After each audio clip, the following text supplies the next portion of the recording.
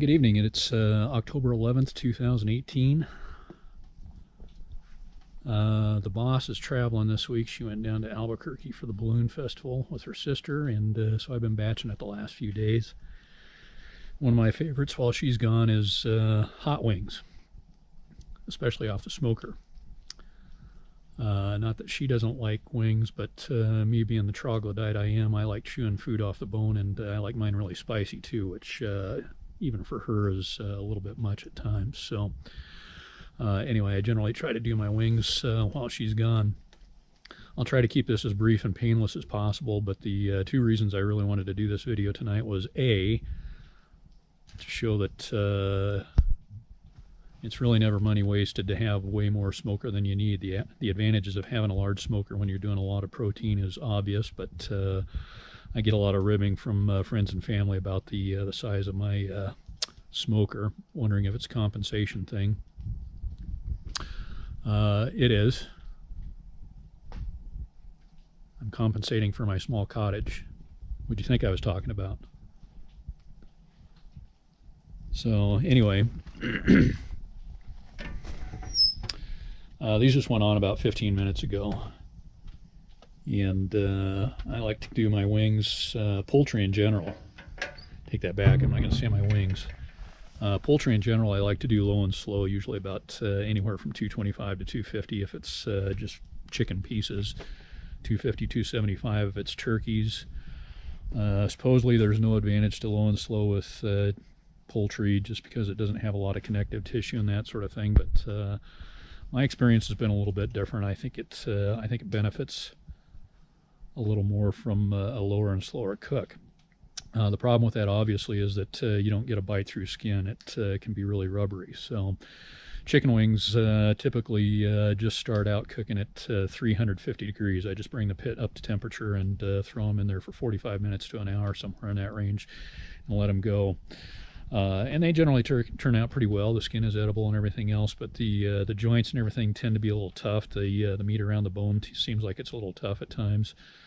So I thought I'd try something a little different tonight. This is an experiment. I'm going to do low and slow, about 225, 250, somewhere in that range for, say, first hour and 15 minutes. And then I'm going to bump the temperature on the cooker up to 350 just to finish them off.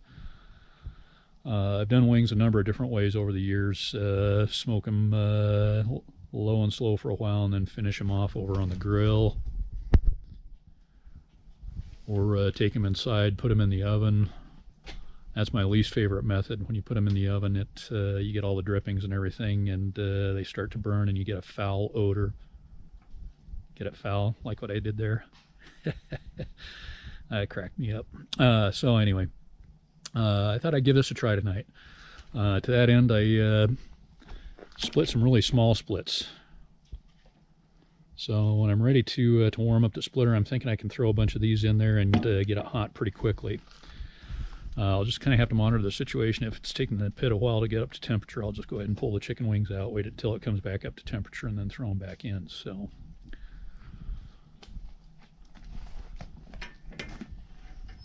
but in this case, since it is such a small cook, and I very often do just a couple of ribeyes, maybe a few lamb chops, that sort of thing, in the smoker, and I'll just put some foil underneath, make a little foil pan like I've done here. In this case, there's a little cooking rack I'm doing this on, so I just put it right under the wings. Otherwise, I'll put a little foil pan underneath the cooking grates to catch all the drippings, and that way I don't have a smoker to clean up when I'm done. Just brush the grate real quick and clean out the firebox, and I'm done. I don't have to pull everything apart and clean it up. We live in bear country, so I try to keep my cookers fairly clean.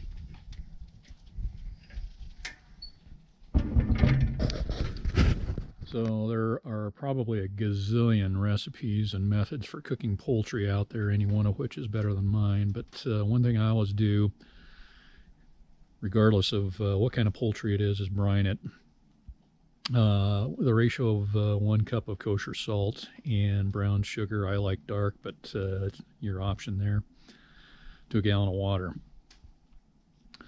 Always brine them for at least 24 hours, sometimes much longer. These wings, actually, we've been getting a lot of weather here lately. I'd hoped to do those the night before last, and it was raining and snowing. Same deal last night, so I didn't do it last night. When I fired up the smoker today, it was actually raining, but it's lit up a little bit now. So I'm not going to complain about the weather for two reasons. One, we're in a severe drought and we need the moisture. The other is that Michael just hit the coast down there, of course, so I've got nothing to complain about compared to those people. So, but anyway, yeah, brining being a key component. The only issue is the rub I typically use is a Texas rub and Texas style rub, I guess I should say. It's just something I whip up myself. But it does tend to be a little bit salty with the rub and the brining. So tonight I've scaled it back. I've done a different rub for the poultry. Same basic rub, just a little less salt. Okay, so it is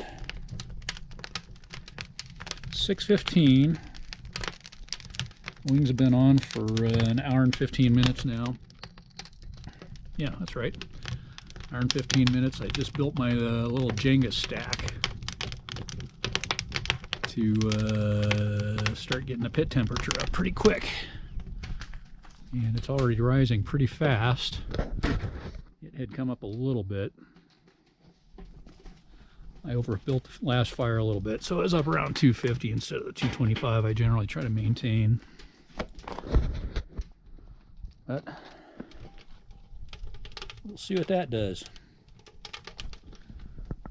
The light is going to start waning here pretty quickly, so I'm not sure how much more I'll be able to film tonight, but I'll put in the comments how everything turned out. And spare everybody the money shot at me going, ooh, oh man, that was so good. Yeah, you just can't believe how good that is. You guys, does anybody really believe that? I mean, I'm sure some of it was pretty good. What would you expect them to say? Yeah, I've been showing you how to do these ribs or this brisket or whatever, and god dang, it sucks.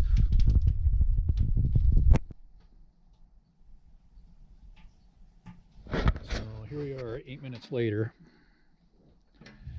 Temperature is coming up pretty fast. Yeah, we're just tipping 300 degrees on that one anyway.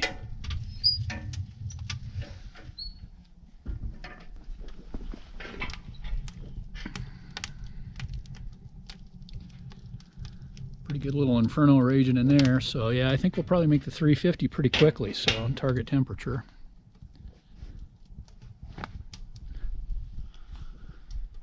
So this might work out.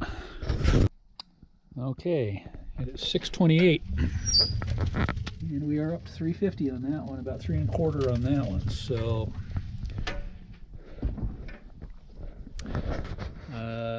this breaks a tad from my philosophy of KISS, keep it simple, stupid. It does add another step. And we won't know whether it's worth it until I've tasted the wings, till I find out whether low and slow and then going hot is going to do the trick. But at least we know the pit can come up to temperature fairly quickly, so it's not much different than maybe a pellet cooker. I don't know how fast those things get up to temperature, but we got things to go up 100 degrees in 15 minutes on this big old stick burner. I don't think that's too bad. So we'll see how it turns out. It is Saturday, October 13th, 2018, a little after 2 o'clock in the afternoon. I wasn't going to do any more filming on the wing subject. I was a little disappointed in the results the other night. I was just going to put in the text my opinion of how they turned out, but since I am cooking again so soon, I figured I'd just explain what I think happened there right here. They turned out just about the way they do when I cook them at 350 degrees through the whole cook. So I think next time, and again, they turned out pretty good. I wasn't terribly dissatisfied with how they turned out. I just was a little disappointed that they weren't better, and I'm seeking perfection. So I may try 1 or 2 more experiments. Another option, obviously, is just to cook them low and slow a little longer before I heat up the pit. Another option is to cook them a little higher temperature, 250, 275 maybe, for about the same amount of time, a little longer. And I have to play with it a little bit and then heat up the pit. Something else I've read elsewhere is some pitmasters have pretty good luck setting the skin first by cooking it at very high temperature, 350, 75, even 400 degrees for a short period of time, and then finishing off the cook with low and slow. It's kind of counterintuitive for barbecue. So, but I guess if I'm in the mood to experiment, I could try that. But for the time being, 350 is an easier way to do it to get the same results, so all the way through the cook. What I have going on here today is some ribs. I had purchased 3 racks of ribs to cook with the chicken the other night. Because the weather was kind of dreary, showering off and on, that sort of thing, I decided not to cook those. I was planning on freezing them, then realized I had some beef ribs in the freezer that I really needed to cook. So I decided to do some both beef ribs and pork ribs today. So what I've got on here today are some St. Louis style spare ribs, as well as some beef back ribs. Spare ribs I prepare just the way I normally would. I take the membrane off the bottom, trim off any excess fat, that sort of thing. Skirt on the bottom, there's usually a big flap on there. I generally cut that off. And just use my simple Texas rub and throw them on. Same deal with the beef ribs. Just cut off any excess fat. I'll just take the skirts off of those. Doesn't matter whether I'm doing back beef ribs or a plate of short ribs, I always pull the membrane off. I've seen advice elsewhere that you should never take the membrane off of beef ribs because they fall apart. I've never had any problem with them getting too tender. In fact, I have to do a Texas crutch type thing with the beef ribs in order to get those to get tender as well. So, different from the briskets. For starters, I don't use a 1-to-1 ratio of salt and pepper on the beef ribs like I do on the brisket. I salt the ribs judiciously, about the way I would a steak, just so they don't get too salty. I've made that mistake once doing the 1-to-1 thing, the Dalmatian thing, and then pepper the hell out of it. And then just cook the beef ribs like I would any other ribs until I get to the point where I wrap. I don't use any butcher paper on those. I wrap them in heavy-duty foil. And I also prepare a little braising liquid, some beef broth with a pat or two of butter melted into it, a little bit of granulated garlic, and some Worcester sauce. And then add just enough of that to the foil to provide a little bit of liquid and let the ribs braise. That's after they've been on for about 3 hours or so, whenever they start to get some good color on them. Again, these have been perking along for about a little over 3 hours now at 225, and all this is going to get wrapped here real quick. The spare ribs in butcher paper, those will get flipped over after they're wrapped. Likewise with the beef ribs, once they're wrapped in foil, heavy-duty foil with the braising liquid, those will get flipped over as well. And the ribs will be ready to come off in about 2.5 to 3 hours. It'll be at least 3 hours for the beef ribs before they get tenderized. Seems to be a lot more connective tissue in beef ribs that takes a little longer to render. So that's what I'm up to today. If you weren't bored before, you should be bored as hell now. So have a swell weekend.